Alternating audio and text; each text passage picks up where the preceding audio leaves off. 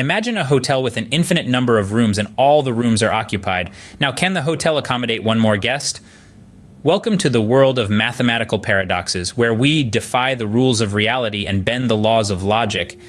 Today, we're checking into the infinite hotel, or as mathematicians like to call it, Hilbert's paradox. So, here's the setup. You have this hotel, right? And it's not just any hotel, it's a hotel with an infinite number of rooms. And guess what? Every single room is occupied. You might think at first glance, well, that's it then, no more room at the inn. But hold on to your hats, because this is where things get interesting. Suppose a new guest shows up, looking for a place to stay. You might think, no chance, all the rooms are full. But remember, we're in the realm of the infinite here. In this peculiar hotel, we can make room for our new arrival. How, you ask? Well, here's the trick. We ask each guest to move from their current room, room number n, to the room next to it, room number n+1. The guest in room 1 moves to room 2, the guest in room 2 moves to room 3, and so on. This shift creates a domino effect, freeing up the first room for our new guest. But wait, you might say, what about the guest in the last room? Well, remember, this is an infinite hotel. There is no last room. There will always be a room for every guest to move into. And just like that, even though all the rooms were initially occupied, we've managed to accommodate our new guest. The infinite hotel paradox challenges our finite minds to comprehend the concept of infinity, and it's a fantastic example of how mathematics can turn the impossible into the possible. So even a fully occupied infinite hotel can still accommodate new guests. Isn't that mind-boggling? Suppose a judge tells a prisoner on death row that he will be hanged unexpectedly next week. Can the prisoner predict the day of his hanging? Let's dive into the unexpected hanging paradox, a mind-bending conundrum that challenges our understanding of probability and expectation. Imagine a prisoner sentenced to death. The judge, with an eerie sense of humor, tells him he'll be hanged next week, but the day will come as a surprise. The prisoner, a logical thinker, starts to unravel this riddle. He reasons that the hanging can't be on the last day, Friday, because if he's still alive on Thursday night, it would be obvious that the hanging will be on Friday, thus making it expected. So Friday is out of the question. But then he realizes that if Friday is eliminated, then Thursday becomes the new last day of the week. If he's still alive on Wednesday night, he'll expect the hanging on Thursday. So Thursday can't be the day either. He applies this logic to Wednesday, then Tuesday, and finally Monday, concluding that he can't be hanged on any day without expecting it. Feeling victorious, he relaxes in his cell, certain that the judge's sentence cannot be carried out. But then, to his utter surprise, the executioner comes on Wednesday, a day he had ruled out, and the hanging is indeed unexpected. This paradox plays with our understanding of expectation and prediction. The prisoner's logical deductions seem sound, yet they lead him to a false sense of security. The paradox lies in the fact that his certainty of not being hanged is based on the assumption that his logical deduction is foolproof.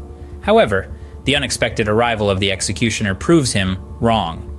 So the prisoner ends up being hanged on an unexpected day, despite his logical deduction. Surprising, isn't it? Can a slow tortoise beat the swift Achilles in a race, given just a little head start? Now that's a question that might seem absurd at first glance. But let's dive into the paradox of Achilles and the tortoise, as proposed by the ancient Greek philosopher Zeno. Imagine a race between Achilles, famed for his speed, and a tortoise, renowned for its slow pace. To make things interesting, we give the tortoise a 10-foot head start. Now when the race begins, Achilles, with his swift strides, quickly covers that 10-foot gap. But hold on a second. While Achilles was covering those 10 feet, the tortoise, slow as it may be, has moved a little further. So Achilles has a new target to reach, the spot where the tortoise just was. But guess what? By the time Achilles reaches this new spot, the tortoise has advanced yet again. And the cycle repeats.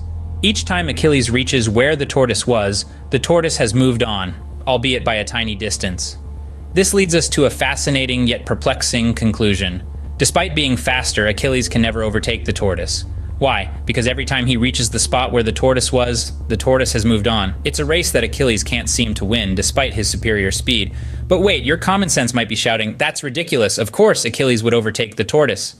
And you're right, in reality, he would. But this paradox isn't about reality. It's about the philosophical implications of infinity and the divisibility of space and time. Zeno's paradoxes, like this one, challenge our understanding of the infinite and the infinitesimal. They make us question our assumptions about motion, space, and time, and remind us that sometimes the world isn't as straightforward as we might think. So, Despite being faster, Achilles can never overtake the tortoise. Baffling, isn't it? In a game show, you're given a choice of 3 doors. Behind one door is a car, and behind the others, goats. After you pick one door, the host, who knows what's behind the doors, opens another door which has a goat. He then asks if you want to switch your choice. Should you? Welcome to the world of the Monty Hall paradox, named after the game show host Monty Hall from the television show Let's Make a Deal. This paradox has been a subject of debate among mathematicians and statisticians for years, creating a whirlwind of confusion and counterintuitive results. So let's dive right in. At the start of the game, you have a 1 in 3 chance of choosing the car. The odds are not in your favor. Now the host, who knows where the car is, will always open a door revealing a goat. Here's where things get interesting.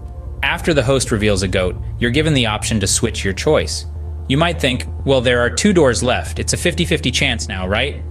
And here's where our intuition deceives us. The trick is understanding that the host's action, revealing a goat, is not random. It's a calculated move which changes the odds drastically. Let's break it down. If you stick with your original choice, the probability that you've picked the right door remains 1 in 3. However, if you decide to switch, your chances increase to 2 in 3. Surprising, right? Here's why. By opening a door with a goat, the host essentially gives you information about where the car is not. This changes the probability distribution, and hence switching your choice actually tilts the odds in your favor. So, contrary to what you might think, switching your choice actually increases your chances of winning. Intriguing, isn't it? This paradox, like many others in probability theory, teaches us that our intuition can sometimes lead us astray when dealing with the complex world of probabilities. It's a reminder that in the realm of mathematics, things are not always as they seem. You're given 2 envelopes, one containing twice as much money as the other. You pick one envelope, but then are given the chance to switch. Should you switch? This is the question at the heart of the 2-envelope paradox, a mathematical conundrum that has puzzled thinkers for years. It's a seemingly simple situation, but as we delve deeper, we find that it's not so straightforward. Let's say you've chosen an envelope, and let's call the amount inside x. Now, the other envelope either contains half of x or twice x, so it could hold half x or 2x. If you switch, there's a 50% chance you'll end up with half x, and a 50% chance you'll end up with 2s. To calculate the expected value of switching, we multiply the possible outcomes by their probabilities and add them up. So half the time you lose half x, and half the time you gain x. The expected gain from switching is then 1/4 x. This suggests that switching is a good idea because, on average, you stand to gain more. But here's where the paradox comes in. The logic we just used seems to suggest that the other envelope is always more enticing, no matter which one you initially chose. But that can't be right, can it? After all, one envelope has to contain less money. This paradox arises from our assumptions and how we calculate expectation. We've assumed that the money in the envelope could be any positive amount, but in reality, there must be an upper limit. Moreover, the expectation calculation doesn't account for the fact that the amount in the other envelope is directly dependent on our initial choice. However, this paradox still serves as a fascinating example of how our intuition can sometimes lead us astray, especially when dealing with probabilities and expectations. So it seems like you should always switch, and yet that can't possibly be right. Puzzling, isn't it?